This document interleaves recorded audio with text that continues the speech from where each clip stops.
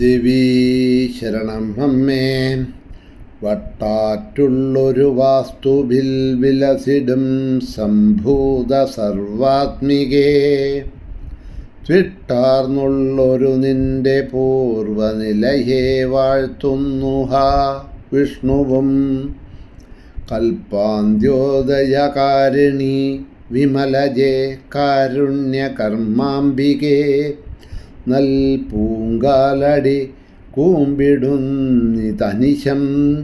എന്നാറ്റുകാലീശ്വരീ.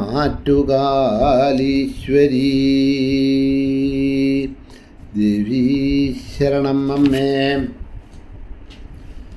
സുപ്രഭാതം, ശുഭദിനം. എല്ലാ ധന്യാത്മാക്കൾക്കും പുലർകാല വന്ദനം. ശ്രീമദ് ദേവി ഭാഗവത നിത്യപാരായണ പരമ്പരയുടെ ഇന്നത്തെ യജ്ഞവേദിയിലേക്ക് എല്ലാ സജ്ജനങ്ങൾക്കും സുസ്വാഗതം. സപ്തമസ്കന്ധം, തൃതീയ അധ്യായം, സുകന്യാചരിതം ആണ് അവലോകനം ചെയ്തുകൊണ്ട് വരുന്നത്.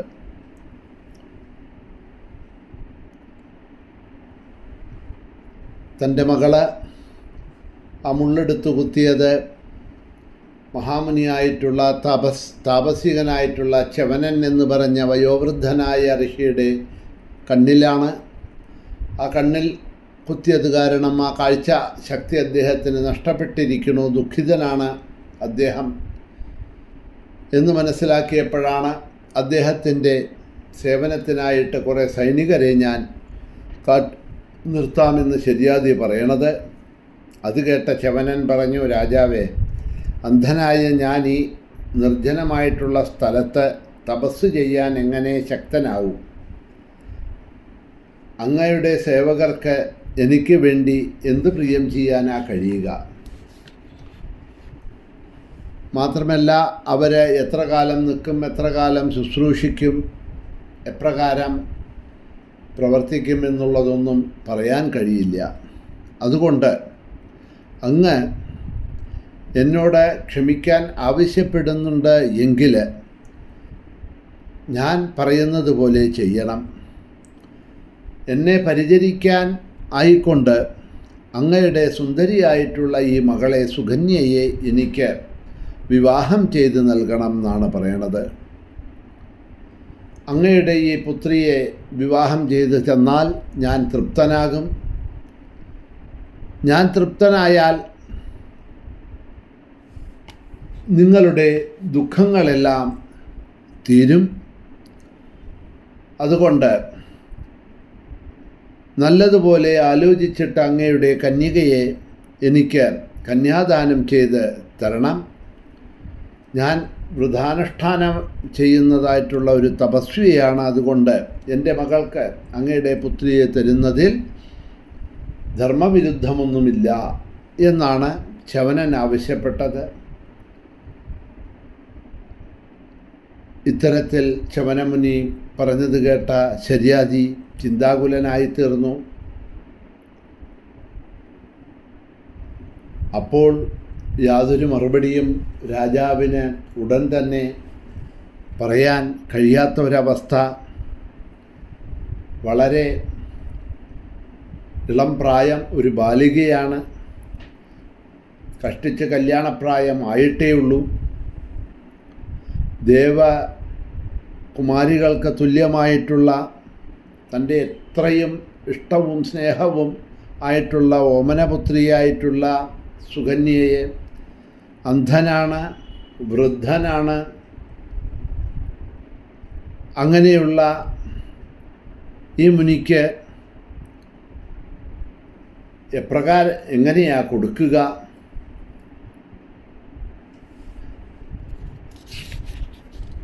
അതിന് രാജാവിന് മനസ്സ് വന്നില്ല.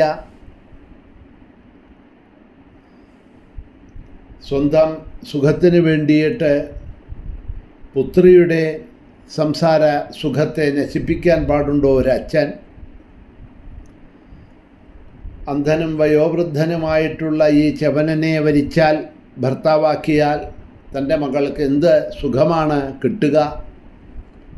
കൊട്ടാരത്തിൽ എല്ലാ സുഖഭോഗങ്ങളോടും കൂടിയിട്ട് അനേകം ദാസിമാരാൽ സേവിതയായിട്ട് കഴിഞ്ഞ് വളർന്നു വന്ന കുമാരി ഈ കാട്ടിൽ ആരും തന്നെയില്ല. വയോവൃദ്ധനായിട്ടുള്ള അന്ധനായിട്ടുള്ള ഒരാളെ വിവാഹം കഴിച്ച് കൊടും തണുപ്പും മഴയും പ്രകൃതിക്ഷോഭങ്ങളെയും സഹിച്ചുകൊണ്ട് ഈ വനത്തിൽ കഴിച്ചുകൂട്ടുക എന്നുള്ളത് ശര്യാദിയെപ്പോലെയുള്ള ഒരു രാജാവിന് ചിന്തിക്കാൻ പോലും കഴിയാത്തതായിരുന്നു. മാത്രമല്ല, ഇളം പ്രായത്തിൽ യൗവനത്തിൽ കാമാസക്തി എന്നുള്ളത് അത് ആൺകുട്ടികളായാലും പെൺകുട്ടികളായാലും സ്വാഭാവികമായിട്ടും ഉള്ളിൽ ഉണ്ടാവുന്നതാണ്. അങ്ങനെയുള്ള എൻ്റെ മകൾക്ക് ഈ വയോവൃദ്ധനിൽ നിന്നും എങ്ങനെയാണ് അവളുടെ കാമം പൂർത്തിയാവുക? അദ്ദേഹത്തിന് ഓർമ്മ വന്നത് ഗൗതമം താപസം പ്രാപ്യ രൂപയൗവന സംയുത അഹല്യ വാസവേനാശുവഞ്ചിത വരവർണിനി. രൂപയൗവനാദികൾ ഉണ്ടായിരുന്ന അഹല്യ താപസനായ ഗൗതമനെയാണ് വിവാഹം കഴിച്ചത്. എന്നാൽ പിന്നീട് ആ ദേവേന്ദ്രൻ്റെ വഞ്ചനയിൽപ്പെട്ടു. അതുമൂലം ആ കാമാസക്തി കാരണം ദേവേന്ദ്രൻ്റെ വഞ്ചനയിൽപ്പെട്ടു. പിന്നീട് ഗൗതമനാൽ ശപിക്കപ്പെട്ടവളായി തീർന്നു, ദുഃഖം അനുഭവിച്ചു. തൻ്റെ മകൾക്കും അങ്ങനെയുള്ള ഒരു ഗതി വന്നുകൂടാ. കാരണം മനുഷ്യന് ഈ കാമാസക്തി എന്നുള്ളത് അടക്കുക എന്നുള്ളത് വളരെ വളരെ വളരെ ദുഷ്പ്രാപ്യമായിട്ടുള്ള ഒരു കാര്യമാണ്. കാരണം ഇന്ദ്രിയ സംയമനങ്ങൾ നടത്തിയിട്ടുള്ള ഋഷികൾ മുനികൾക്ക് പോലും പലപ്പോഴും അതിന് കഴിഞ്ഞിട്ടില്ല എന്നുള്ളത് പല കഥകളിൽ കൂടെയും നമുക്ക് ഭാഗവതത്തിൽ കാണാം. ഉർവശിയെ കണ്ട് മിത്രാവരുണന്മാർ അവളിൽ മോഹിച്ചു പോയതും, പ്രമ്ലോജ എന്ന അപ്സരസിനെ കണ്ട് കണ്ഠുമഹർഷി അവളിൽ ആസക്തനായതും, മേനക എന്ന അപ്സരസിനെ കണ്ട് മഹാതപസ്വിയായ വിശ്വാമിത്രൻ്റെ പോലും ഇന്ദ്രിയ സംയമനം നഷ്ടപ്പെട്ടതും, അങ്ങനെ പുരാണങ്ങൾ എടുത്തു നോക്കിക്കഴിഞ്ഞാൽ ഒട്ടനവധി കഥകളുണ്ട്. ഒട്ടനവധി കഥകൾ വേദവ്യാസന് പോലും ഘൃതാച്ചി എന്ന അപ്സരസിനെ കണ്ട് ആ കാമാസക്തി ഉണ്ടായി എന്ന് പറയുന്നു. അപ്പോൾ അങ്ങനെയുള്ളവർക്ക് പോലും അതൊന്നും തടുക്കാൻ കഴിഞ്ഞിട്ടില്ല. അത് വളരെ കഠിനമായിട്ടുള്ള ഒന്നാണ്. എന്തെങ്കിലും മരുതാത്തത് തൻ്റെ മകള് കാമാസക്തിയായി ചെയ്തു പോയി എന്നുണ്ടെങ്കിൽ ഋഷിയുടെ ശാപത്തിന് പാത്രീഭൂതയാവും. ഇതെല്ലാമായിരുന്നു ശര്യാദിയുടെ മനസ്സിലെ വിഷമങ്ങൾ. ഇപ്പോൾ തനിക്കും സൈനികർക്കും ദുഃഖമുണ്ട്. ചിലപ്പോൾ ഈ ദുഃഖത്തിൽ അവരുടെ ജീവൻ തന്നെ നഷ്ടപ്പെടാം. എന്നാലും വിരോധമില്ല. തൻ്റെ സുഖത്തിന് വേണ്ടി തൻ്റെ പുത്രിയെ ബലി കൊടുക്കുക എന്നുള്ളത് ശരിയല്ല. അതുകൊണ്ട് ച്യവനനുമായിട്ട് വിവാഹം കഴിച്ചു കൊടുക്കാൻ അദ്ദേഹത്തിന് സമ്മതമുണ്ടായിരുന്നില്ല.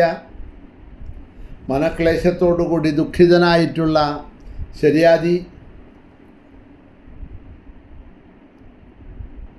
ഒരു ഉത്തരവും അവിടെ ച്യവനൻ അപ്പോൾ കൊടുക്കാതെ തിരിച്ച് രാജധാനിയിലേക്ക് വന്നു. തൻ്റെ മന്ത്രിമാരെയെല്ലാം വിളിച്ചുകൂട്ടി വിവരങ്ങളെല്ലാം മന്ത്രിമാരുമായിട്ട് ആലോചിച്ചു. അവരോട് കാര്യങ്ങളൊക്കെ പറഞ്ഞു. രാജാവ് പറഞ്ഞത് കേട്ട മന്ത്രിമാരും അദ്ദേഹത്തിൻ്റെ അഭിപ്രായത്തിനെ തന്നെ സ്വീകരിച്ചു. സഹിക്കാനാവാത്ത ഈ ദുഃഖത്തിൽ ഞങ്ങൾ എന്താ അങ്ങയോട് പറയുക? അതിസുന്ദരിയായിട്ടുള്ള അങ്ങയുടെ കന്യകയെ ദുർഭകനായിട്ടുള്ള ഈ മുനിക്ക് എങ്ങനെയാ കൊടുക്കുക എന്നെല്ലാം അവർ അഭിപ്രായം പറഞ്ഞുകൊണ്ടിരിക്കെ സുകന്യ അവിടെ എത്തി എന്നാണ് പറയണത്. അവിടെ വന്ന സുകന്യ എന്താണ് പറഞ്ഞത് എന്നുള്ളത് നമുക്ക് നാളെ അവലോകനം ചെയ്തുകൊണ്ട് മുന്നോട്ട് പോകാം. സമയം തീർന്നിരിക്കുക കാരണം ഇവിടെ തന്നെ നിർത്തുന്നു. ശ്രീഹരയേ നമഃ.